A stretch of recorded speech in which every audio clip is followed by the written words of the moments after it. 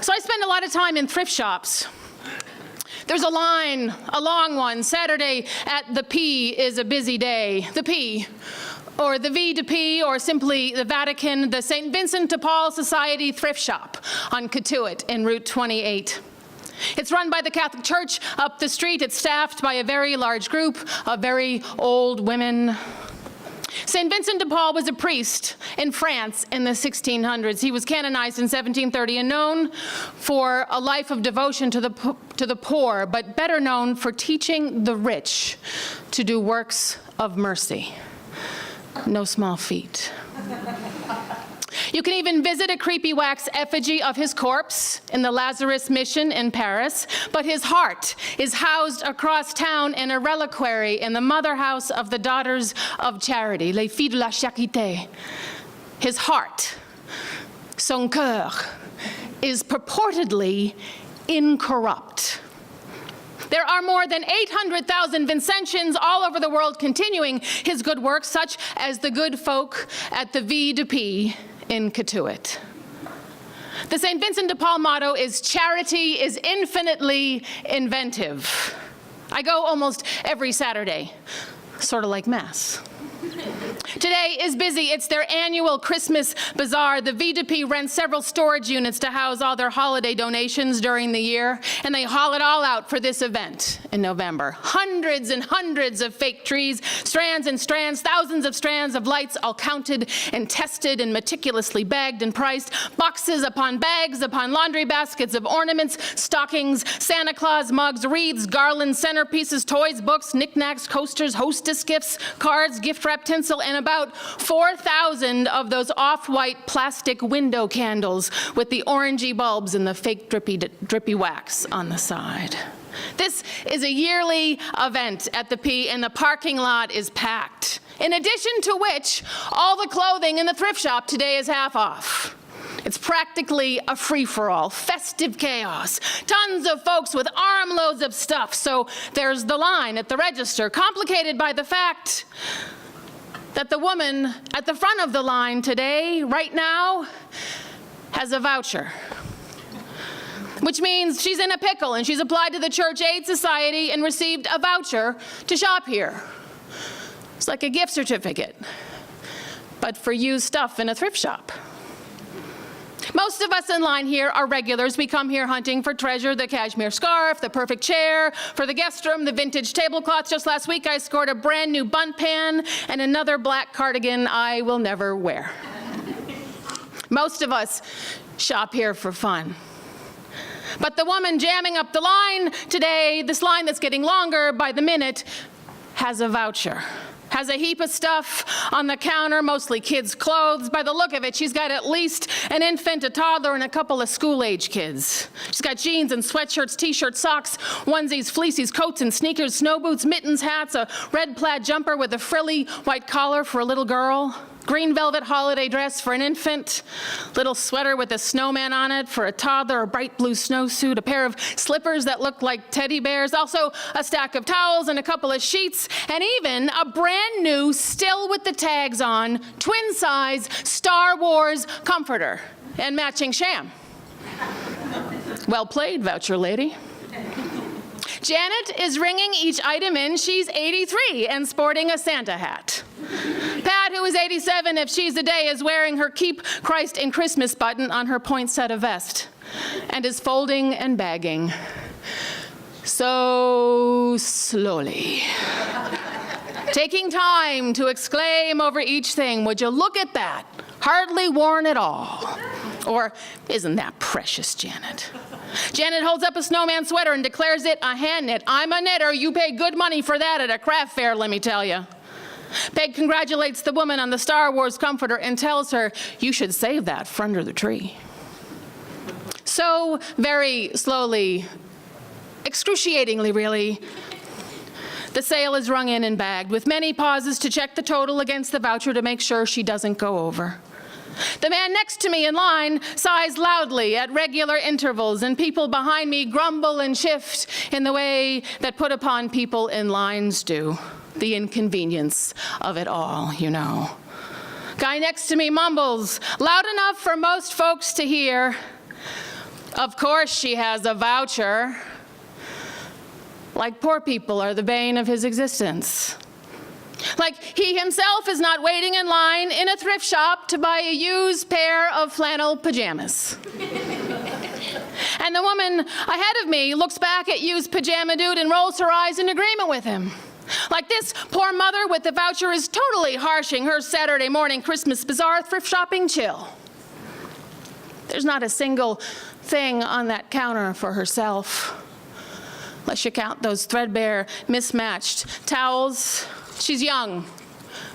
Too young for 4 kids. Heck, she's too young for 1 kid. She's 23, maybe 24. Thin, long, dark hair, ripped jeans, pale skin with freckles, haggard. Her nails are chewed to the cuticle. She looks young and old at the same time.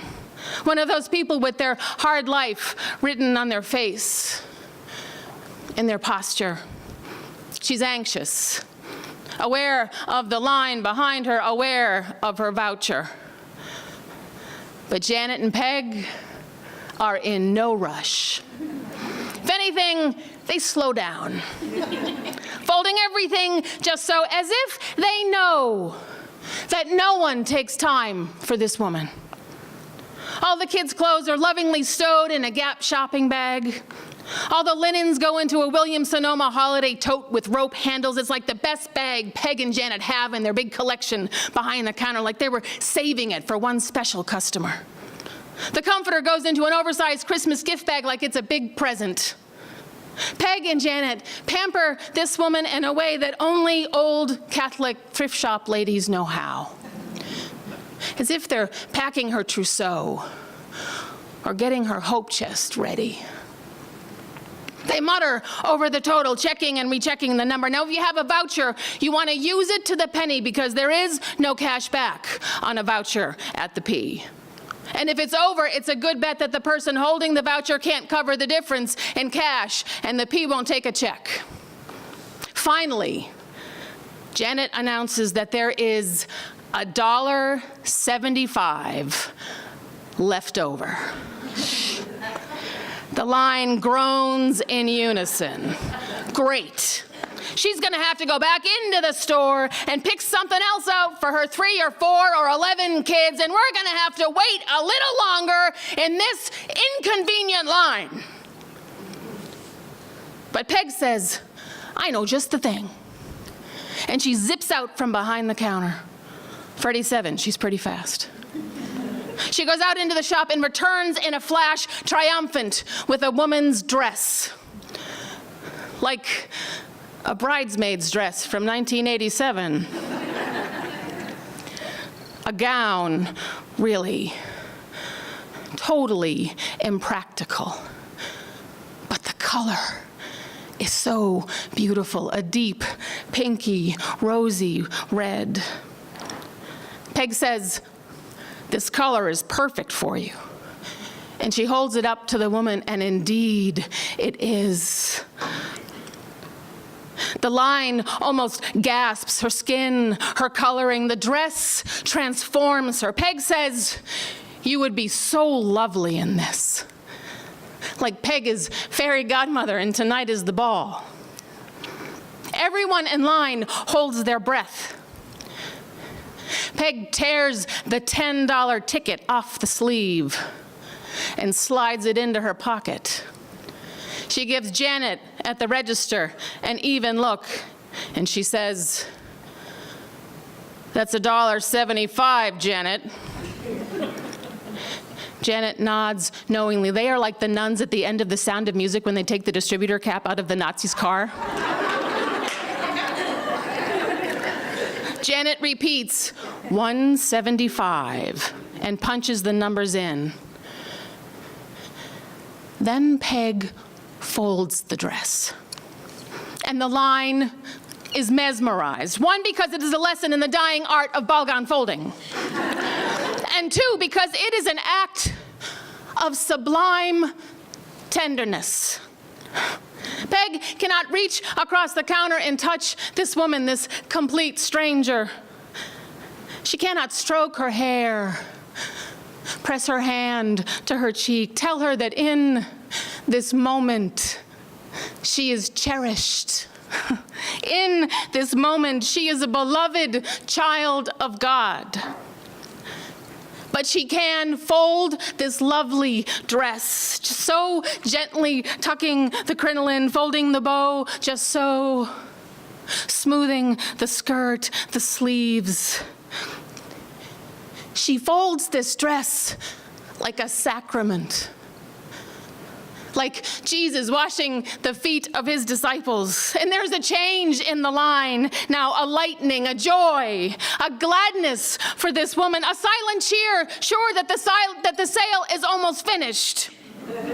But also a shift now for this woman, toward this woman. The line leans in a little, as if the dress or the gesture of the dress, the patient slow folding of the dress, make eye-rolling lady and use pajama dude. Imagine this woman with the voucher as someone else. A sister, a daughter, a mom who loves her kids. As if just by witnessing Peg fold the dress, make us in line impatient, us privileged, us make inconvenienced us merciful too. We bask in this unexpected light for a moment, ashamed but hopeful too. Janet and Peg finish the sale now, and they're all business again. They sign off on the voucher and hand over the bags. The woman thanks them sheepishly and starts to leave. She avoids eye contact with the line behind her. Peg calls after her, "Don't forget your Star Wars comforter, that's a prize." And she leans over the counter with the last tote, the one that looks like a huge Christmas present. She makes a joke. "May the force be with you." She has no idea. Charity is infinitely inventive. The privileged can learn mercy. The heart is indeed incorrupt. Love must trump hate. Dear folks, good people, peal the bells more loud and deep. God is not dead, nor doth he sleep. The wrong shall veil, the right prevail. With peace on earth, goodwill to men. Dear folks, may the force be with us all this season.